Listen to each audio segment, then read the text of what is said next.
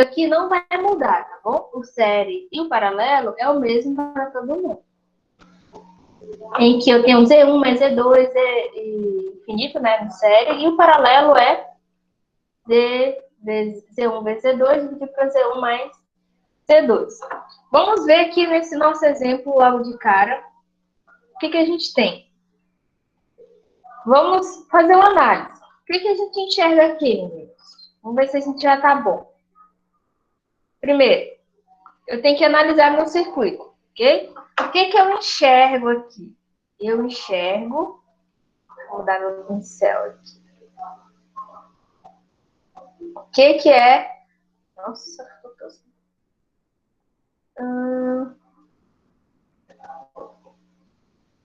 Ixi.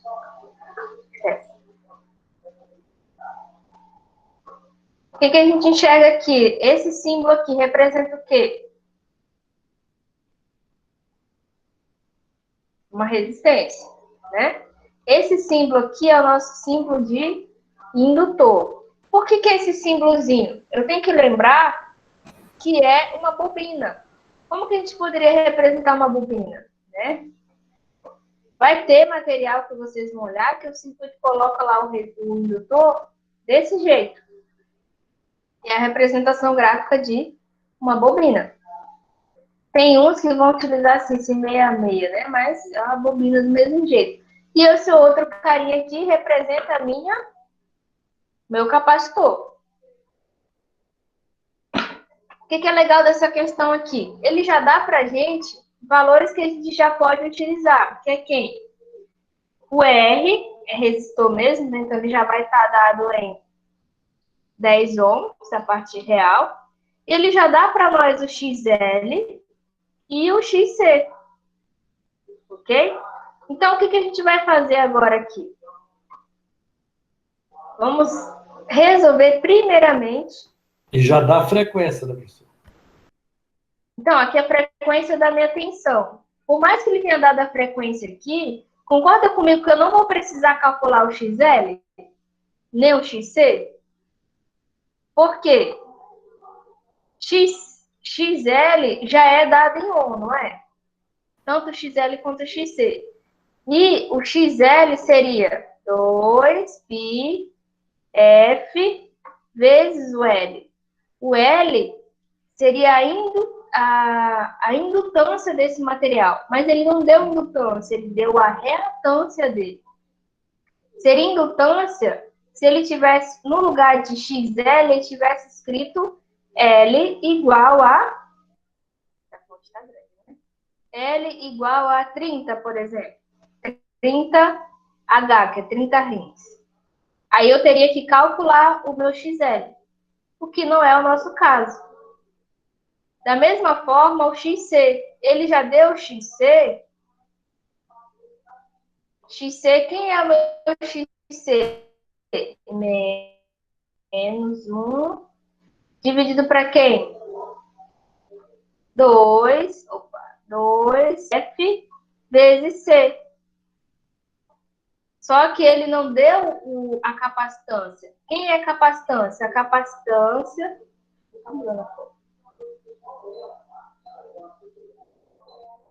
Capacitância é dado em Faraday. Se ele tivesse dado aqui, por exemplo, 35 Faradays, que é o Fzinho, mas ele não deu. Ele deu já o XC, tá bom, David? Então, nesse caso, eu não preciso calcular o meu XL e o meu XC. O que é importante a gente lembrar aqui para a gente resolver essa questão? Primeiro conceito. Quem é impedância? Vamos lá. Impedância. Como que a gente forma a impedância? A impedância é dada por... né? Z é igual a parte real, que é minha resistência, mais ou menos, né? Porque a gente vai lidar com a indutiva ou capacitiva, X, ok? Aí vamos lá. Se eu Vamos supor que eu, professora, fosse resolver primeiramente aqui, eu peço para vocês a resistência, a impedância equivalente do meu circuito. Como que eu calcularia? Eles estão em série ou em paralelo? Paralelo. Paralelo, muito bem. Por que estão em paralelo? Ó, os terminais de início é o mesmo. Né? Deixa eu só apagar isso aqui para não ter que confundir vocês aqui, não. Né?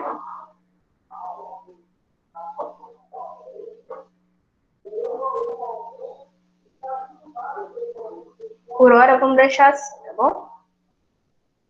Esse Azão maceta aí, né? Vou botar aqui o I, né? Se é um circuito em paralelo, o que acontece com a minha corrente? Ela se dividir é igual para todo mundo. Concordam? Quem é meu I total? IT, I1, I2 e 3. Essa é a minha... Ficou bagunçada aqui. Deixa aqui do lado.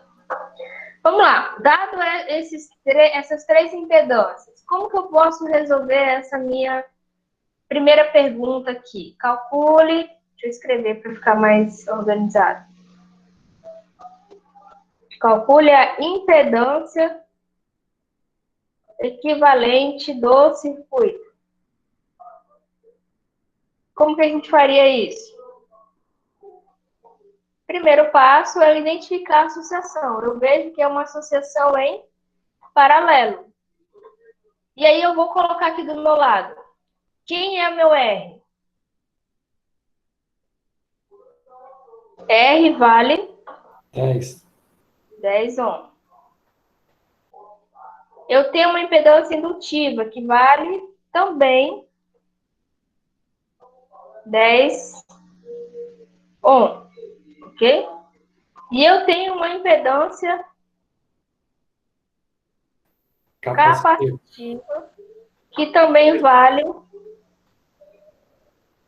10 ohms.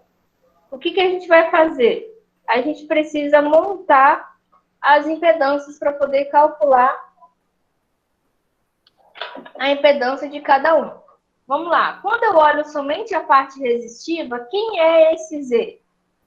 Eita. Quem é o meu Z1 aqui? É composto por um resistor? Tem parte indutiva ou capacitiva? Não tem, né? Então, mais 0. Então, isso aqui é igual a quem? 10 ohms. Se eu transformasse para polar, seria a mesma coisa que quem? 10. Qual é o ângulo? 0 graus. Agora vamos olhar o meu XL, que eu chamei aqui de Z2, né? Que vai passar uma corrente 2. Quem é meu Z2? Eu tenho parte real? Não tenho. Porém, eu tenho a parte imaginária, que é indutiva. Então, vai ser mais 10 ohms. Quando eu tiro, vou plotar lá a impedância, né, em polar, vai ficar 10. Qual é o ângulo? 90 graus, tá bom? Quem é meu Z3? Já o meu Z3 é puramente capacitivo. Meu XC. Quem é meu XC? Tem parte real? Não tem. Então, é 0 menos, porque capacitor, né? J, 10 ohms. Então, se eu transformasse para polar, eu teria quem? 10 menos 90 graus. Tudo isso dado em ferradurazinha. Ohms. Agora eu posso montar o meu circuito equivalente. Quem é meu Zeca equivalente aqui? Você pode fazer de 2 em 2, ou você pode fazer todos de uma vez, né? Se eu fizer de 2 em 2, eu vou pegar os dois últimos, né? Esses dois aqui primeiro, vai ser quem, ó? J10.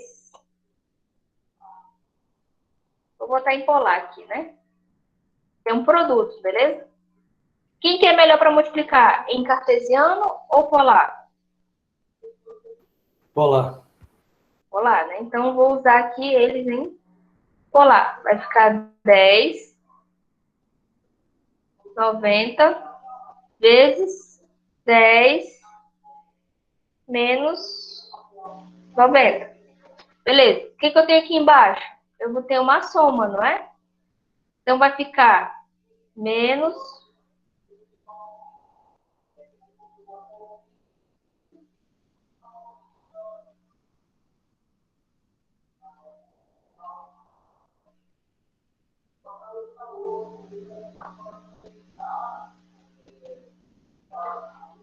Vai dar quanto aí?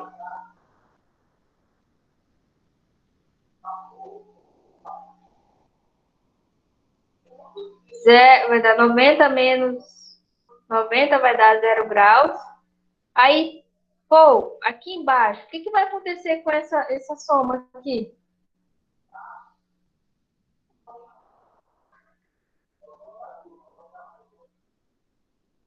Aí faz o jogo de sinal, né? Menos 10J mais J10 vai dar? Zero.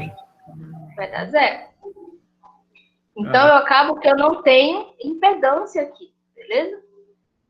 Então, a minha impedância, nesse caso aqui, vai ser 0. Vamos lá. Se eu sei que a minha impedância desses dois resistores aqui, eu não tenho impedância, que a resistência vale 0, então esse meu circuito aqui, na verdade, eu só tenho uma carga resistiva. Beleza? Eu posso também considerar isso. Deixa eu ver aqui os dados da questão aqui, rapidão. O que ele estava pedindo, né? Ó, por hora, eu acho que já talvez seja até essa questão aqui. Deixa eu ver se vai ser assim.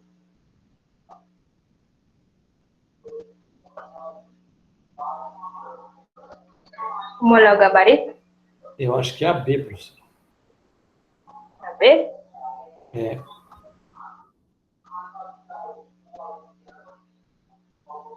Deixa eu só conferir, que já deu 0 ali, então vai dar 30. É a B, né? Ô, isso já tá ruim, então. 30 deu a B. Confere? 30B. 30.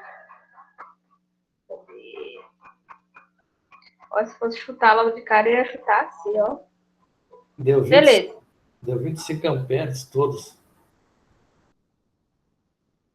É igual, né? A corrente.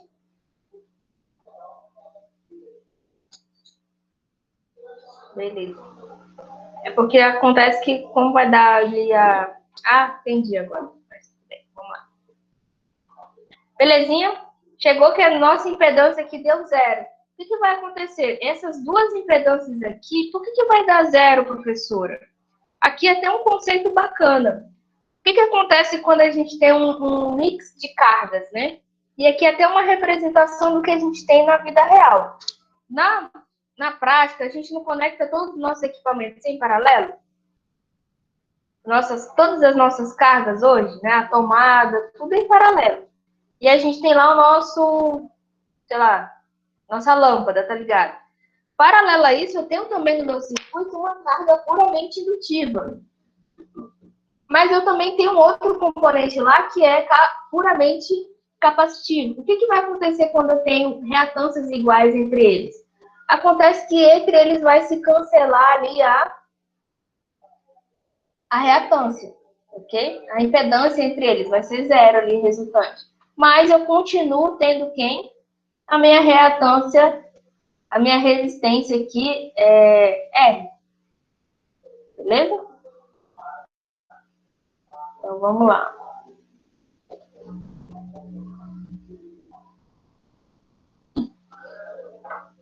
Então, nesse caso, como eu já cheguei aqui nesses dois aqui, eu acabo não tendo uma impedância ali, vai ser então, J0 ali. Então, meu Z equivale 10 ohms, ok? Porque a minha parte da reatância eu não tenho nem indutiva, nem vai ter um produto ali da capacitiva.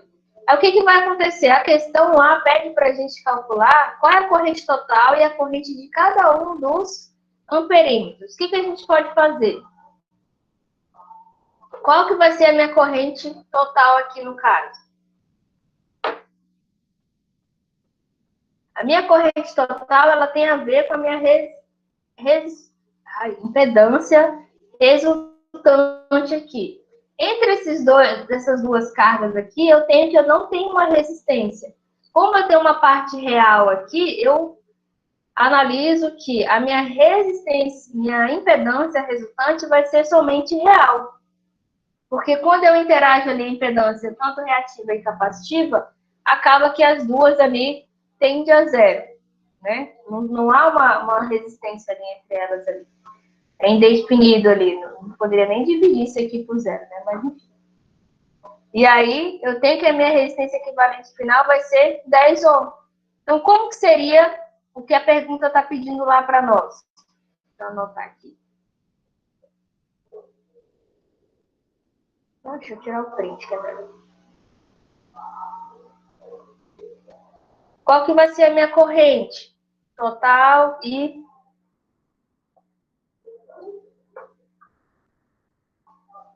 a corrente total que passa aqui nesse pedacinho aqui, ó, qual é a corrente que fornece para cá? Eu vou olhar toda a minha impedância equivalente. O que eu analisei da minha impedância equivalente? Que eu tenho na prática somente a parte real. Então, qual é a minha impedância equivalente ali total? Minha corrente vai ser em função de quem? A minha corrente, aplicando lei de Ohm, em que eu tenho um ajuste, né? Que vai ser quem? Eu tenho aquele pontinho em cima. Tensão dividida por resistência. Pela impedância. Que nesse caso vai ser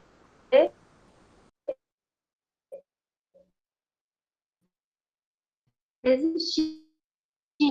Então, vai ser quem? Eu não gravei aqui agora. 250. Se ele está dizendo. Dividir por 10, que dá 25.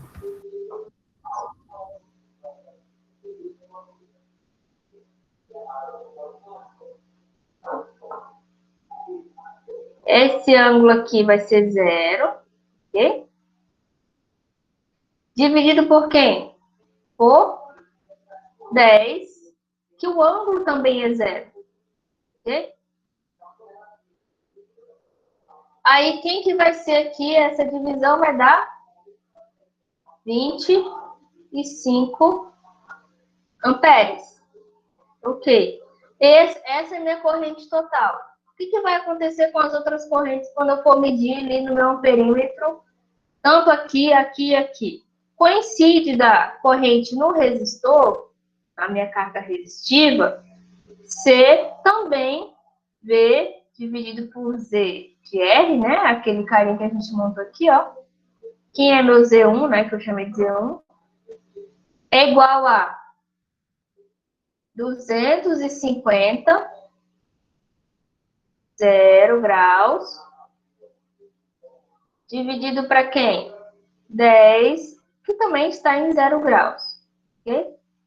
Aí eu vou ter aqui a chamada corrente, que também vai estar em fase, 25 graus. O que vai acontecer com as correntes no resistor? Na impedância 2 e 3, que é do indutor e do capacitor. Se eu for olhar separadamente, a corrente no indutor vai ser... Qual é a tensão? É a mesma, né? Porque está em paralelo, então vai ser V, 0 graus. V, e o meu... Vou botar Z2, porque eu tinha colocado Z2, né? 250 graus. Aí eu vou olhar quem? Qual é a impedância quando eu olho somente aquele meu Z2? Quem é essa impedância? É 10, 90 graus, não é? 10,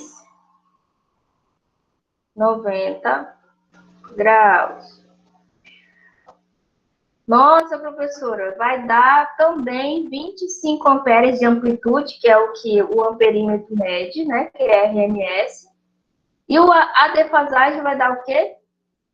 90 graus. Ok? É o L? É o Lzinho aqui. Beleza.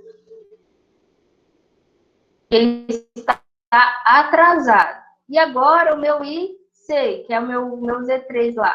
Então vai ser V dividido para Z acontecer nesse caso aqui. A mesma 10 menos 90 graus. Nossa, professora, também vai dar 25 graus. Oh, 25 de amplitude. Só que qual é a defasagem dessa corrente? 90 graus positivos. Nossa, professora, mas esse negócio está estranho. Você me ensinou lá em eletricidade básica que se eu tenho uma fonte de corrente, um circuito em paralelo, eu tenho aqui que meu I vai ser igual a I1 mais I2 mais I3. Vamos analisar o que está acontecendo aqui? Concorda comigo? Se eu somar esse cara aqui, ó, 25, que está em 90 graus, com um sinal que está em menos 90 graus, com um sinal que está em 90 graus, quanto que vai dar uma resultante desses dois? Professora, Elas não vão ser... Oi. só uma perguntinha. Esse primeiro aí é IR igual a EV sobre Z1 ou é ZR? Ah, era para ser Z1 aqui. Ah, tá. Eu É tava porque eu querendo entender. denominei Z1, né? Eu vou botar Estou, né? É, Z1. Tá. Só para informar. Não, tudo bem. Eu que comecei a chamar de Z1, ó. Tá aqui, ó. Z1, Z2, Z3. Tranquilo. Tá bom? Aí vocês devem estar se perguntando, nossa, professora, você me explicou, então tá errado que você me explicou lá o conceito do paralelo? Não. Vamos analisar aqui, ó. Concorda que esse exemplo é uma realidade que nós temos. Nós temos claramente cargas que são indutivas e cargas que são capacitivas. Por que nem sempre a gente vai pagar por esse reativo? Porque pode ser que elas vão se cancelar, né? A corrente e a tensão que são fornecidas para essas cargas, elas se cancelam entre si e a gente só enxerga a parte real, que é quem? A minha resistência do meu circuito. E aqui é bem interessante essa análise, porque quando a gente analisa, faz o equivalente dessas duas, a gente chega no valor de zero, né? Ou seja, não há uma impedância aqui significativa que vai fazer com que altere a corrente que chega na minha resistência. Por quê? Cargas indutivas e capacitivas, elas são contrárias entre si. Ainda mais se tiver valor igual. Por isso que a gente fala, pessoal, por que a gente dimensiona um banco de capacitor? Para ele corrigir as cargas indutivas. Viu aqui que esse banco de capacitor aqui, ó, de 10 ohm, corrigiu totalmente o tanto de corrente que estava indo para ele. Por quê? O que acontece na prática? Quando a gente não tem um capacitor no meu circuito, eu vou apagar esse quadro aqui, tá? Que eu vou mandar essa foto para vocês. Quando eu não tenho esse capacitor, que tem a mesma reatância que a minha reatância indutiva, o que acontece com a corrente? Acontece o que nós estudamos em eletricidade. A corrente vai se dividir.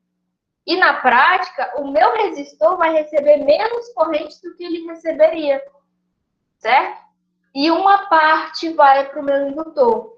Só que quando eu vou lá, dimensiono um banco de capacitor, e eu dimensiono ele tão perfeitamente que a sua reatância é igual à reatância do indutor, ele faz com que as correntes entre o indutor e o capacitor se anulem, que é o que nós vimos aqui, ó. Por mais que tenha a mesma amplitude, como nós observamos aqui, ó, 25 é igual a 25, porém, como que está a defasagem entre elas? Uma está em menos 90 e a outra está em 90 graus. Então, elas vão se cancelar. E, na prática, nós veremos lá no nosso faturamento da energia somente o que realmente foi consumido, que foi para resistência. Deu para entender, gente? Fala aí para nós. Esse exemplo é bem característico do que a gente tem no mundo real. Mais ou menos? Alguém fala comigo. Noemi, Emerson, Valdir, Deide, Adriano. Professora, mais ou menos. Não, não tem problema. Entendeu mais ou menos um pouco já é interessante. Só para deixar claro, porque eu não explicei para vocês que se eu tenho um circuito em paralelo, a corrente não vai se dividir? Ela se dividiu aqui. Sim. Só que ela acabou se cancelando na carga indutiva e na carga capacitiva, fazendo com que toda a corrente realmente real fosse para a parte real. Hein, Por professora? Já Hein? sabe, né? Não, é Esther. Seria interessante a senhora fazer a soma das correntes e transformar, né, para retangular, para eles verem mesmo como elas vão se cancelar. Ah, verdade. Pronto. Soma a corrente total, a senhora vai ver. Tipo, para mostrar para eles como que se cancela mesmo. Exato, tinha esquecido desse detalhe. Então, vamos lá, provar aqui a questão do paralelo, né? O paralelo, o que a gente tem ali? Que é o conceito que a professora morreu de explicar para vocês aí. O IT é igual a I1. I1 vai, meu filho. Travou. Chamado. Peraí. Deixa eu funcionar isso. De novo. O que nós temos ali? I1, IT é igual a I1 mais I2 mais I3. De novo, cara. Como é que pode? I2 mais I3. Beleza? Beleza. Como que a gente pode somar esses carinhas aqui se eu tenho eles na forma polar? Como que a gente pode fazer a soma deles? Eu devo transformar eles para a forma cartesiana, não é? Quem é meu I1? Chamei de R, né? Vou manter aqui o padrão. Quem é IR na forma retangular? Se eu tenho somente a parte real, vai ser... Lembra lá, ó, como que a gente converte? É Z vezes o cosseno do ângulo mais seno do ângulo, né? Beleza? Qual é o meu módulo aqui de Z? É 25. Qual é o cosseno de zero? É zero. Vamos abrir a calculadora científica aqui, ó. Cadê? Meu Deus. Qual é o cosseno de zero? É 1. Poxa, errou. Cosseno de zero é 1. Qual é o seno de zero? Tinha que ser, né? História do estado. Seno de zero vai ser 0. Então, fazendo aqui o produtinho, ó. 25 vezes 1 e 25 vezes 0. Então, vai dar o quê? 25. Show de bola. É o meu número na parte cartesiana. Quem é meu I do indutor representado na parte cartesiana também? Vou aplicar essa mesma formulinha. Módulo, que é 25 também. Só que agora eu vou fazer o quê? Cosseno. Qual é o ângulo? Menos 90 graus. Menos 90 graus. Mais seno de menos 90 graus. sei se foi eu ou se foi o Bromico que eu dei um macete assim. Vocês já ouviram falar do com sono e sem sono? Esse macete é bom, hein? Você tá literalmente você está com sono agora, né? Mas vamos lá. Com certeza. Vamos tentar ficar sem sono. Eu tenho o cosseno e o seno. Nossa. Esse carinha de cima aqui é o seno. Esse aqui é o cosseno, beleza? Nesses... Aqui, vamos lá. 0, aqui é 90, né? 180, 270. Já fez negócio cachorro, né?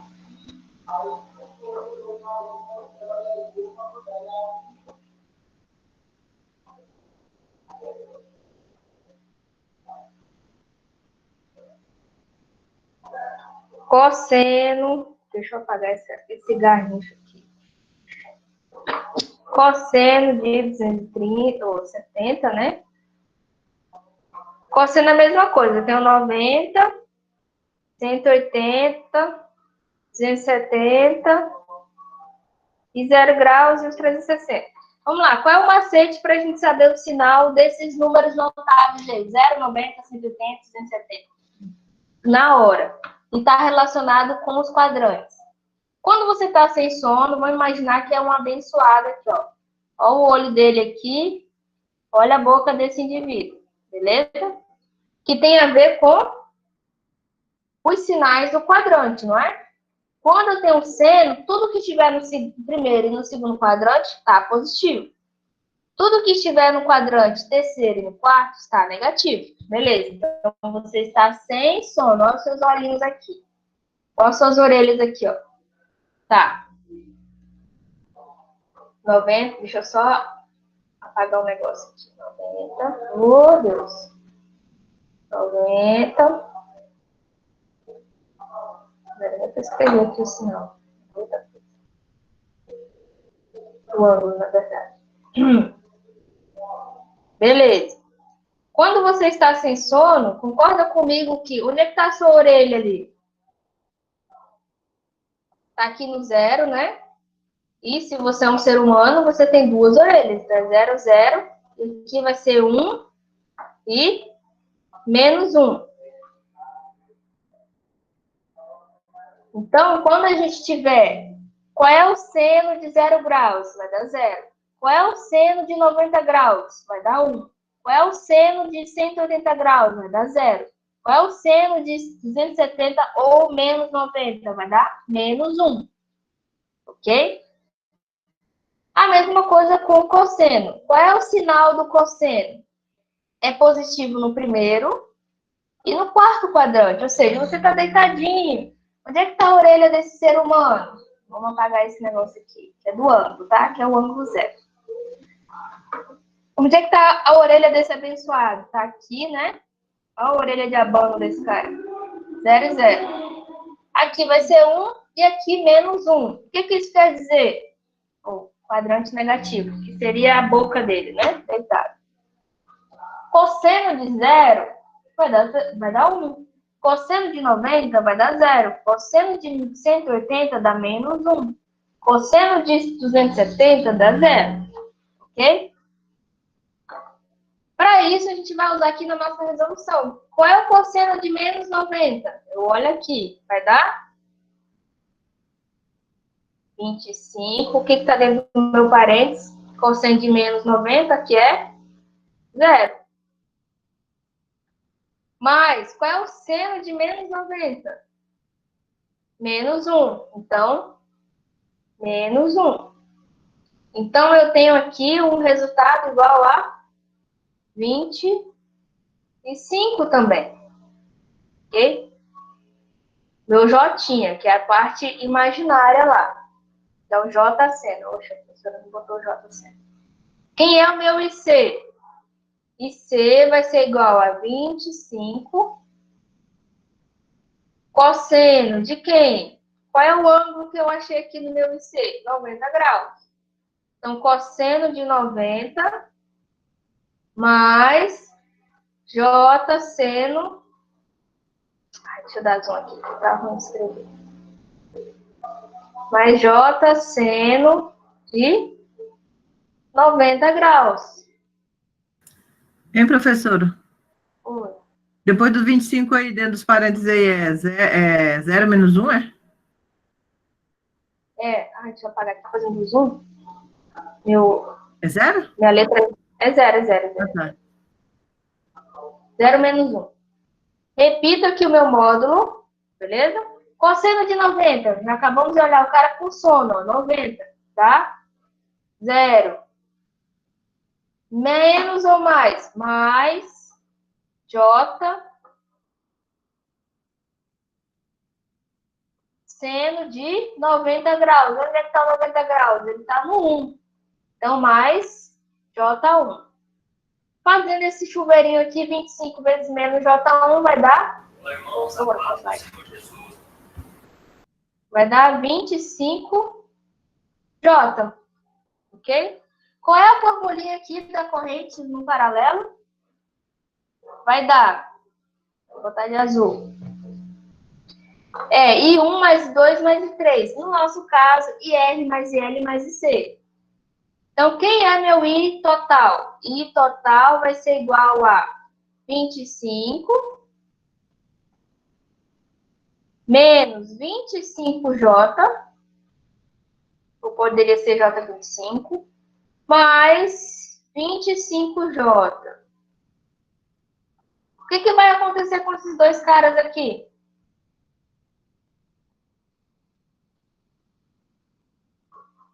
Os dois J? Anula. Anula. Bem didático, né? Porque a gente vai ter menos J mais J, ou mais 25J. Então, vai ter de resultante real aí, ó. Amado. 25 amperes. E aí, comprova que a gente tem somente a corrente no resistor. E eu aplico, sim, a formulinha lá do paralelo. O que nós aprendemos lá em paralelo? Que a soma das correntes que entram no nó tem que ser igual à soma das correntes que saem. Mas, devido à característica do indutor e do capacitor, nesse caso, eles vão se anular. E aí fica somente a parte real. Cara, eu achei muito bom esse exemplo. Talvez alguns não estejam visualizando totalmente agora. Mas o pouco que tenha visto, tentado entender desse exemplo, é excelente. Conseguiram visualizar aí, gente? Viu que a gente aplicou o conceito que nós vimos lá atrás? Sim, Lígia. Tecnicamente, importante é isso. Eu quero saber se vocês conseguiram visualizar isso. Entender que, ó, eu tenho uma associação em paralelo. Entender que, óbvio, que agora a gente está trabalhando com números complexos, né? Impedância é um número complexo. Entender as operações do número complexo, né? E aí visualizar que devido ao jogo do sinal, ao jogo do ângulo, né? Do comportamento do sinal, eles vão se cancelar aqui. É isso que eu quero que vocês saiam hoje refletindo sobre isso. Ok? E aí acaba que a gente viu reatância indutiva, capacitiva e resistiva. E ainda vimos a associação de impedância. Ok? Tranquilo? Deixa eu salvar aqui, mandar lá para vocês no grupo. Salva tudo e manda lá no grupo. Já mandei. Eu teria errado, professora, porque eu multipliquei todos. Multipliquei os dois últimos, depois somei. Aí transformei numa resistência só e depois dividi.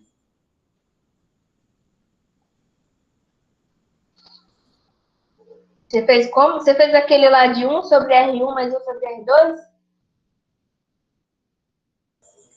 É? Foi isso? Vamos tentar fazer Isso. esse modo? É para dar. Não, mas eu errei. Ah, então tá bom. Tudo bem.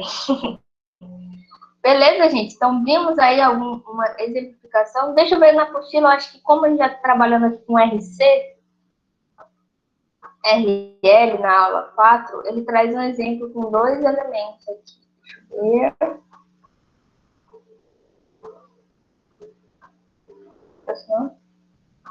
Ah, não, é na 6.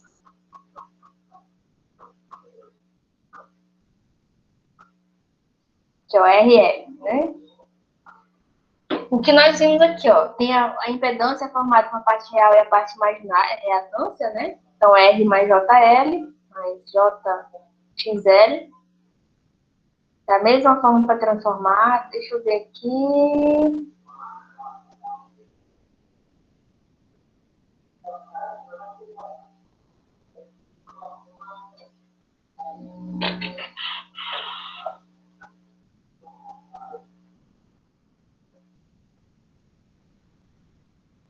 Vamos lá. Deixa eu comentar sobre esse material antes da gente partir aqui. E certamente vocês podem ser que vocês olhem essa parte e tenham alguma dúvida quanto a isso. Quando a gente tem duas cargas, né? Lembra que a gente viu primeiramente o conceito de carga indutiva separado, né? Carga reativa, ou carga resistiva e carga capacitiva. Quando a gente junta eles, a gente vai ter um número complexo, beleza? Que, dado a associação da parte reativa resistiva com a parte indutiva ou capacitiva, a gente vai ter uma impedância resistiva, beleza? Essa impedância, dependendo de como elas estão, a gente vai ter um valor diferente. Nem sempre a gente vai achar puramente aquele valorzinho lá, 90 graus menos 90, tá bom? Então, dado esse exemplo aqui, por exemplo, né? Ele fala aqui, um gerador de 220 volts, alimenta um resistor de resistência igual a 20 ohms e um indutor de indutância igual a 50 miliamperes. Ok? O que ele pede para a gente fazer aqui? Eu vou explicar de acordo com como está na apostila. Calcule a resistência ou a reatância indutiva e expresse a impedância do circuito na forma cartesiana. Primeiro, como que a gente acha o XL? Sabendo que o enunciado deu para nós somente a indutância. XL é igual a ômega ou 2πfL. Então, fazendo lá. Vamos lá. 2 vezes π, 3,14, vezes 60 Hz, vezes o L, que é, meu Deus, 50 mili, vezes 50. Vai dar 18,840. Como está em mili, o quilo desse número aqui, com mili vai cancelar, então a gente vai ter um produto ali, ó, 18,85 ohms. É o nosso XL. Ok? Beleza. Achei meu XL. Agora, qual é a impedância do meu circuito? Ele falou para a gente lá no enunciado que o R vale 20 ohms. Se R vale 20 ohms, a gente sabe, R vale 20 ohms, e a parte real, então, a impedância é o resultado do R mais o XL, JXL. Então, vai ser 20 mais J18,85. Show de bola. Ok? Eu tenho agora o meu número complexo. É interessante, como ele comenta aqui, ó, é conveniente expressar a impedância na forma polar para facilitar a utilização da primeira lei de Ohm para a corrente alternada, que utiliza operações de multiplicação e divisão. Por quê? É mais fácil a gente fazer divisão e multiplicação na forma polar, não é?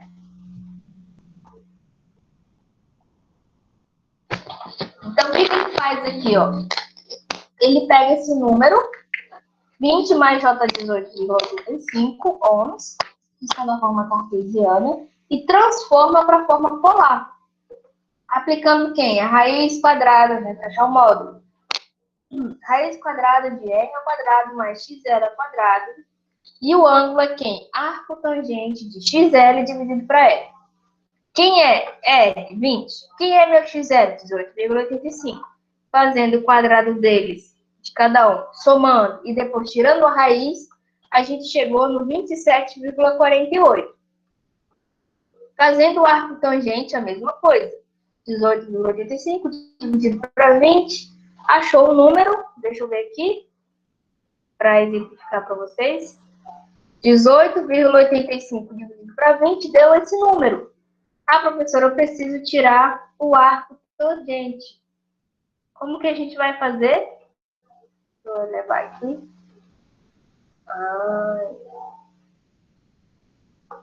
No trem. Aí, aqui, ó. Arco tangente de 0,94.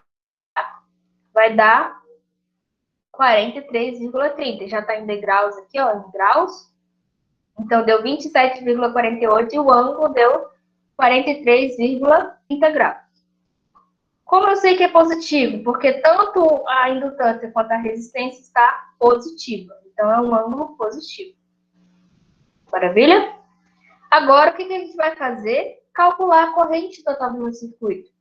Qual é a minha tensão? 220, está defasada em 0 grau, porque está na origem, né? Vamos dizer que ela está partindo da origem. A gente pode ver em 0 grau.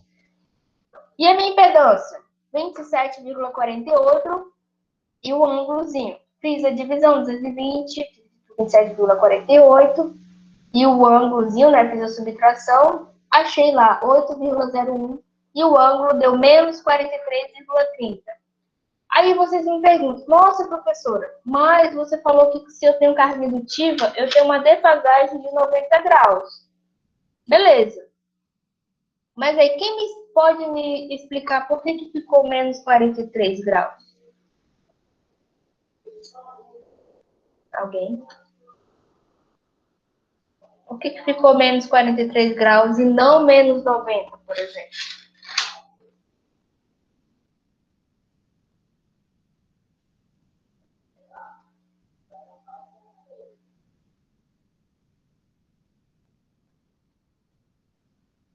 Ninguém, gente, pelo amor de Deus. Tá até aqui no texto, ó. Vamos lá. Estou fazendo isso aí para que vocês consigam até ler a apostila e entender o que ela está explicando. Quando eu tenho somente uma carga indutiva, realmente, eu tenho lá a defasagem de menos 90 graus. Show de bola, isso a gente conseguiu provar.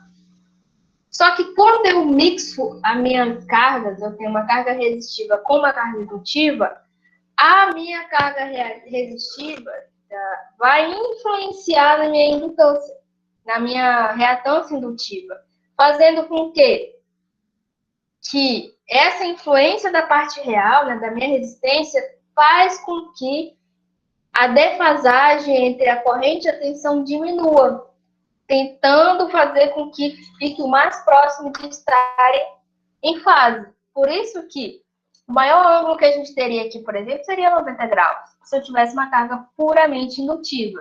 Mas como eu tenho uma resistência, aí a soma da resistência faz com que eu diminua a defasagem e tente aproximar ao máximo da fase entre a corrente e a tensão. Por isso que a gente tem aqui, ó, 43 graus de defasagem entre elas. Ok? Se eu fosse fazer o gráfico, ó, mostre a forma de onda da tensão e da corrente, indicando seus valores de pico, né, VP, VI e IP, e o ângulo de defasagem entre a tensão. É importante lembrar o seguinte, quando a gente vai plotar o gráfico, lembra que aqueles conceitos que o Gromito falou na semana passada, V de pico, VRMS, né, o tensão média e média, tem a ver com essa questão. Quando a gente plota o gráfico, o valor máximo que a gente tem aqui é o valor de pico. O valor que nós calculamos, o módulo, é o valor RMS. Quem lembra lá da formulinha entre eles? V ou I, RMS é igual a raiz de 2 vezes, ou V de pico é igual a raiz de 2 vezes o valor do RMS. Então, poxa, não é calculadora, né?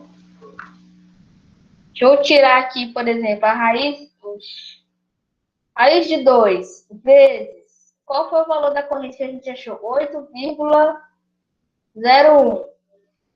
11,32 e alguns quebrados, né? Então, o V de I de pico da minha corrente é a raiz de 2 vezes 8,01.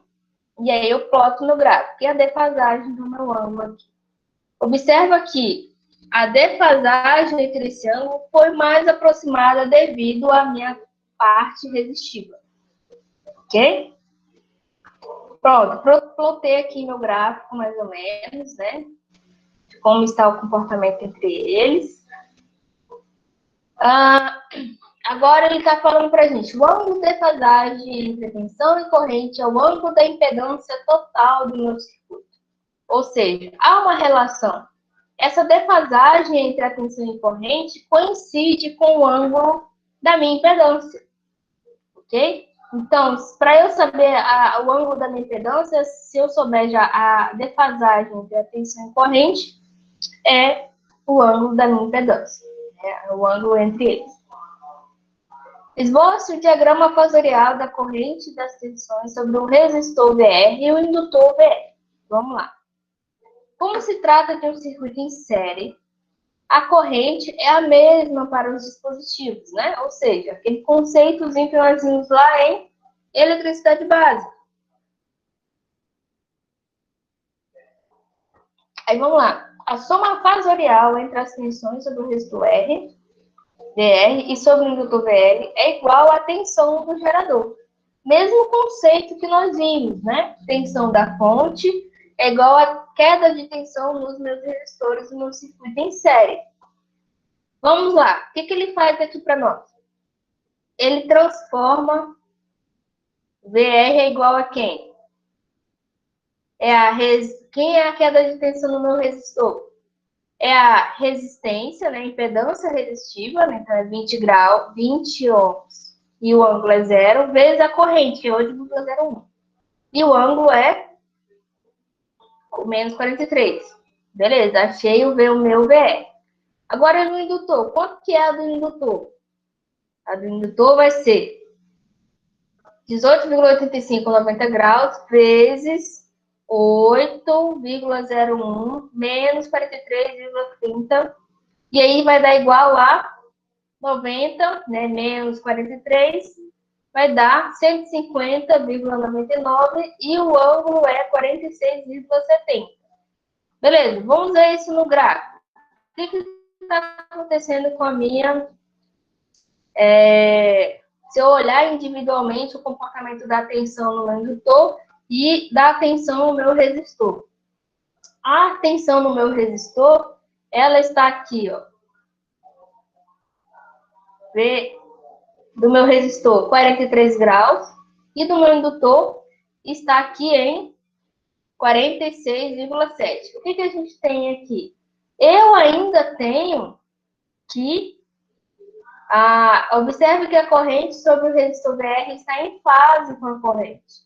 Por outro lado, a corrente está atrasada em 90 graus em relação à tensão sobre o indutor VR. O que acontece aqui? Esse exemplo quando a gente vai utilizar um osciloscópio, a gente não consegue mensurar, por exemplo, que a gente tem... deixa eu ver aqui se eu não vou confundir vocês. Para a gente saber realmente essa defasagem entre os sinais, a gente descobre, por exemplo, a tensão entre o resistor, a tensão entre os indutores ali. Para eu saber, lembra que eu falei para vocês que a corrente no indutor, ela está defasada com relação a corrente no indutor, ela está atrasada em 90 graus em relação à tensão no meu indutor? O que vai acontecer?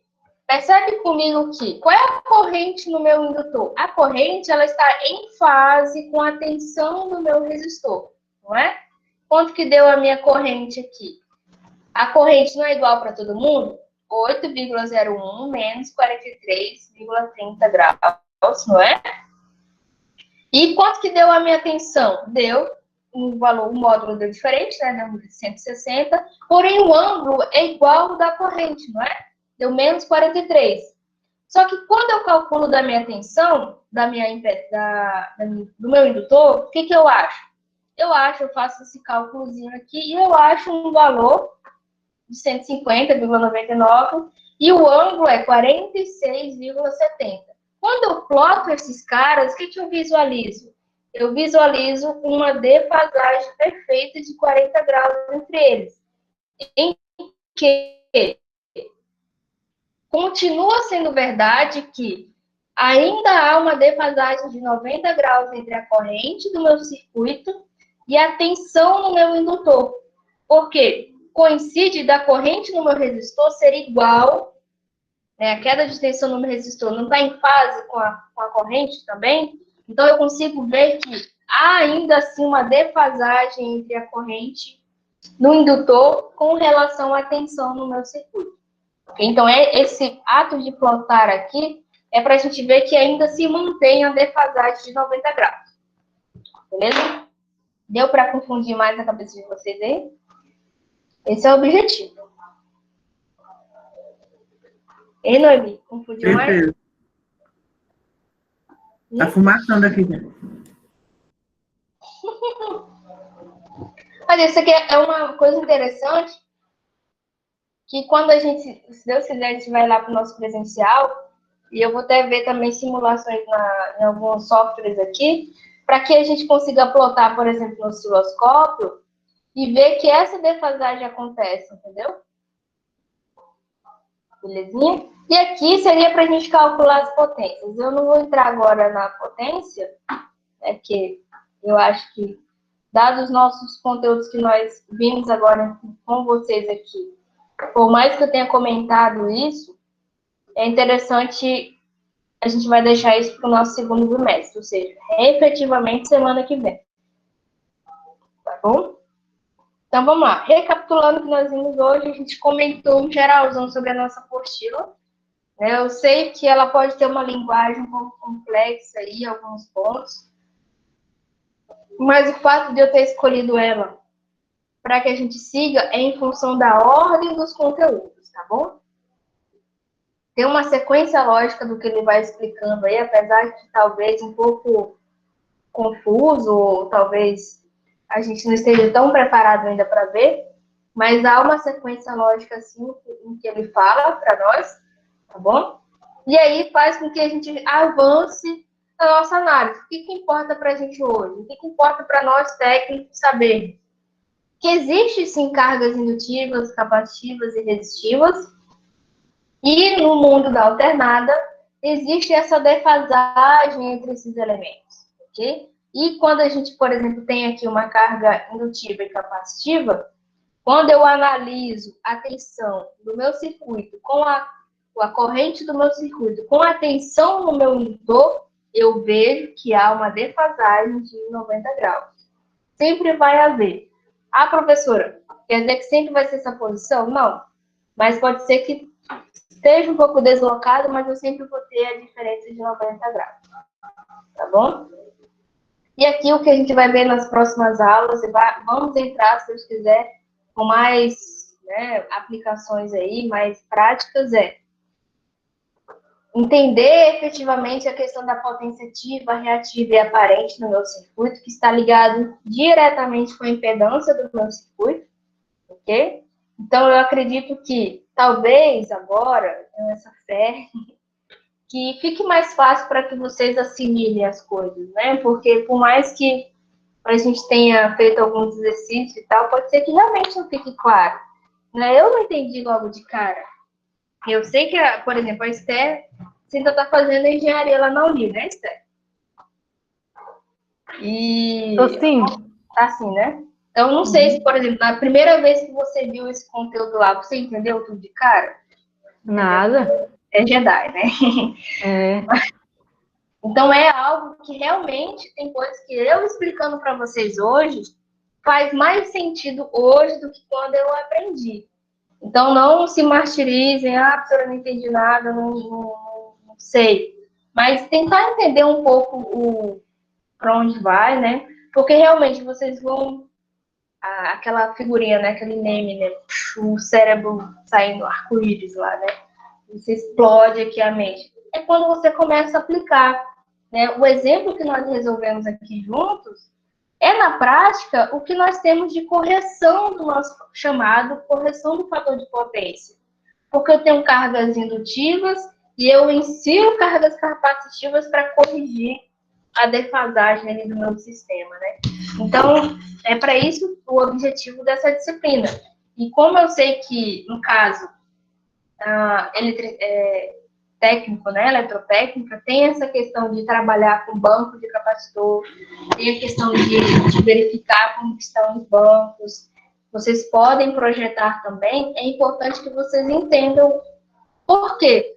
E é até engraçado falar isso, que quando a gente faz a correção do fator de potência, por exemplo, realmente você corrige no mundo complexo. Viu aqui que a gente inseriu na prática, você vê lá vários elementos, mas que o resultado que você vê financeiro, que você vai pagar energia, você corrigiu na matemática, porque você corrigiu o comportamento da corrente no circuito. Então, entender como comporta um número complexo hoje pode ser difícil? Pode ser, mas ele faz efeito, tem prática quando a gente utiliza isso para corrigir fator de potência, por exemplo.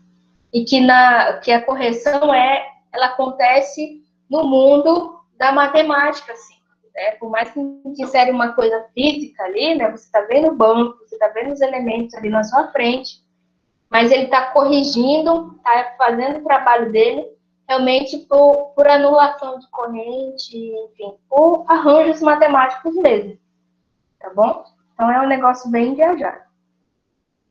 Beleza? Então, eu espero que o objetivo realmente dessa disciplina é que vocês consigam assimilar isso. E óbvio que a gente vai entrar ainda em trifásicos, é claro, né? Entender que existe também um ciclo trifásico, mas entender esse jogo que a gente pode fazer com as cargas indutivas e capacitivas no circuito de corrente alternada, tá bom? Então, vamos lá. Só para relembrar, para quem não tinha pego no começo da aula que eu tinha comentado, né, eu já antecipo aí que a gente pede desculpas com relação à nossa desorganização aí com relação ao nosso planejamento.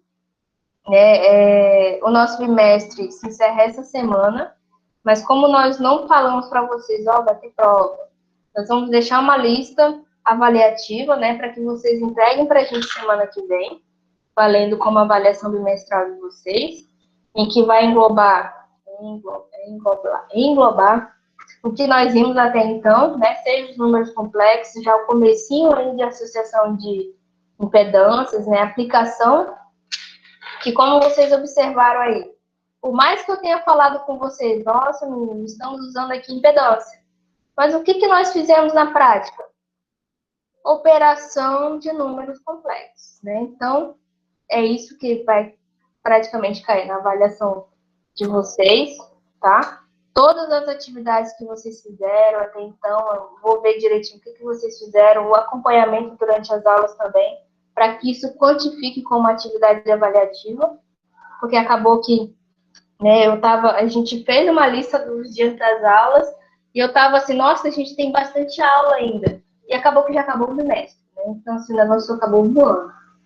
Então, mas a gente não vai prejudicar vocês, é claro. Eu vou descrever direitinho o que vai valer cada coisa, para que o objetivo seja alcançado no quesito de vocês entenderem o procedimento que a gente está fazendo. Elisa. Oi. Vai lançar a lista quando? Até amanhã eu quero disponibilizar o planejamento e ver se eu deixo já até disponível realmente uma lista valendo a prova bimestral de vocês. Tranquilo. Elisa, faz assim, disponibiliza também as aulas de ontem. Isso, o Promete me enviou agora de tarde, né, eu também acabei precisando sair, e aí por isso que quando eu voltei eu vi que eu estava na rua, né, e eu vi a mensagem que estava sem internet, e aí na hora que eu cheguei eu já conectei aqui com vocês, eu nem tinha mexido ainda, que ele me enviou, como ele que abriu a sala, vai para o e-mail dele a gravação, aí eu baixo e disponibilizo lá. E como eu comentei para o David, eu acho que você entrou bem nessa hora. Vou pegar as imagens que ele vai fazendo lá no outro aplicativo, né, da Microsoft também, Sim, e tentar tirar os prints da tela, igual eu faço aqui no Paint. tranquilo. Porque ele faz no aplicativo da própria Microsoft também, né? O Paint também é. E aí eu já salvo uma imagem, mas ele faz é diferente, né? No jeito que esse aplicativo funciona. E aí eu vou tentar pegar ele e tentar tirar vários prints para mandar para vocês também. Fechou. Tá? Esse aqui eu já mandei no grupo, né? Tranquilo, já. Beleza, então é isso. Né? Se vocês estiverem com muita dúvida com alguns conceitos que a gente viu aí, podem perguntar, tá? Vocês devem entrar em contato, porque realmente não é algo assim, nossa, eu entendi. A professora está entendendo hoje, cara, ainda. Então, é importante que vocês tirem dúvidas, tá? Beleza? Tranquilo. Então, eu não vou varar até 10 horas, ou até 10h30.